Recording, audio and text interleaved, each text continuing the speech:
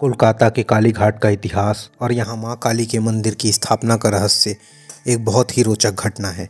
इस कहानी की शुरुआत 1000 सालों से भी पहले होती है।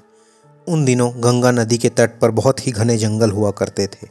कोई भी सड़कें नहीं थीं, केवल बहुत ही सिद्ध साधु इन जंगलों से होकर उस जगह की ओर जाया करते थे जहाँ गंगा नदी समुद्र में मिलती है।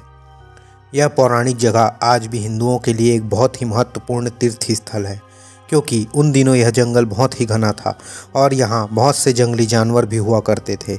इसलिए साधु इन जंगलों में अक्सर झुंड में ही पार हुआ करते थे। इसके बावजूद बहुत से साधुओं को अक्सर जंगली जानवर और मगरमच्छों का शिकार होना पड़ता था। उन दिनों साधुओं का एक छोटा सा झुंड इस जंगल से पार हो रहा था। हाथ में कुछ वाद्य यंत्र लिए हुए थे और ज़ोर ज़ोर से भजन गा रहे थे, ताकि वे जंगली जानवरों को भगा सकें और साथ साथ भगवत प्राप्ति में भी लगे रहें। पूरा दिन चलने के बाद एक शाम उन लोगों ने एक जगह देखी जहां आराम किया जा सकता था। बुजुर्ग साधु एक बड़े से पेड़ के नीचे आराम करने लगे। वहीं कम उम्र के साधु, कुछ जवान साधु दो दो के जत्थे में फल, पानी और लकड़ियां इकट्ठे करने चले गए ताकि रात बिताई जा सके। एक साधु जिनका नाम आत्माराम था, वह अनजाने में ही जंगल के बहुत अंदर अकेले ही पहुंच गए, जबकि उनका साथी पीछे छूट चुका था। आत्माराम बहुत ही सरल हृदय के और सच्चे भक्त थे। उन्होंने अपने आप को एक ऐसी जगह पर अकेला पाया जो बहुत ही शांत थी। सामने से एक बड़ा सा तालाब दिख रहा था जिसमें कमल के फूल अत्यंत ही सुंदर लग रहे थे। वहाँ की मनमोहक सुगंध में वे भाव विभोर हो गए और वहीं पर ध्यान करने बैठ गए। बिना किसी देरी के ही वे ध्यान में एक अलग ही दुनिया में पहुँच चुके थे। ध्यान की गहराइयों में ही उन्हें तालाब का एक किनारा प्रकाश से उज्ज्वलित होता हुआ दिखाई दिया। उस प्रकाश ने एक तेजोमय लड़की का रूप धारण कर लिया, जिसने आत्माराम से कहा, मेरे पुत्र, मैं माँ काली हूँ। इससे पहले सनातन काल में राजा दक्ष, जो कि माता सती के पिता थे, उन्होंने ईश्वर को प्रसन्न करने के लिए एक यज्ञ का आयोजन किया था। लेकिन इस यज्ञ में राजा दक्ष ने माता सती के पति भगवान शिव को आमंत्रित नहीं किया, क्योंकि भगवान शिव एक सन्यासी होने के कारण दान, दक्षिणा और सांसारिक वस्तुओं से मोह नहीं रखते थे। इसलिए राजा दक्ष उन्हें पसंद नहीं करते थे और उन्हें अपना दामाद मानने से भी मना करते थे। माता सती इस बात से बहुत ही दुखी रहा करती थी और वह यज्ञ के बीच में ही बेहोश हो गई। भगवान शिव उस समय ध्यान में थे और उन्होंने यह सब देख लिया और तुरंत ही यज्ञ वाले स्थान पर पहुंच गए। वे बहुत अधिक गुस्से में थे। माता सती के शरीर को उन्होंने अपने कंधे पर उठाया और पूरे ब्रह्मांड में गुस्से के साथ अपनी तीसरी आंख खोलकर सब कुछ नष्ट करते हुए विचरण करने लगे। सारे देवता भगवान शिव के इस गुस्से से डरे हुए थे।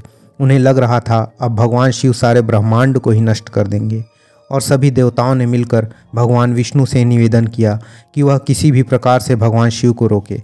तब भगवान विष्णु ने अपने सुदर्शन चक्र से माता सती के शरीर के कई टुकड़े कर दिए ताकि वह भगवान शिव को रोक सके।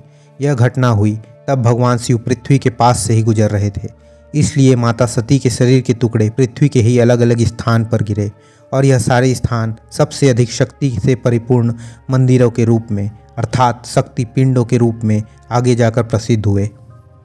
आत्माराम को ध्यान में ही काली माँ ने बताया कि माँ दुर्गा के दाहिने पैर की एक अंगुली इसी तालाब में गिरी है और तब से वह इसके अंदर ही सुरक्षित है। माँ काली ने आत्माराम से कहा, मैं इसी स्थान पर दक्षिण काली के नाम से विराजित होना चाहती हूँ, ताकि कलयुग में लोगों को सुख पहुँचा सकूँ। अभी मैं नीलगिरी की पहाड़ियों पर मेरे एक प्रिय शिष्य ब्रह्मानंद के पास हूँ। वहाँ जाओ और उसे मेरी इच्छा के बारे में बताओ और मुझे यहाँ लाकर स्थापित करो। तभी आत्माराम अपने ध्यान से बाहर आ गए और माँ काली के इस आदेश के अनुसार ही वह नीलगिरी की पहाड़ियों की ओर चल दिए, जहाँ उन्हें महान ऋषि ब्रह्मानंद मिले, जो कि बहुत अधिक गहरे ध्यान में डूबे हुए थे। आत्मानंद महाराज ने ब्रह्मानंद ऋषि को माँ काली के आदेश के बारे में बताया। पौराणिक कहानी कहती है कि जिस काले पत्थर पर ब्रह्मानंद बैठे हुए थे, वह स्वयं ही हवा में किसी विमान की भांति उड़ने लगा और ब्रह्मानंद और आत्माराम ऋषि को इस तालाब के किनारे पहुंचा दिया।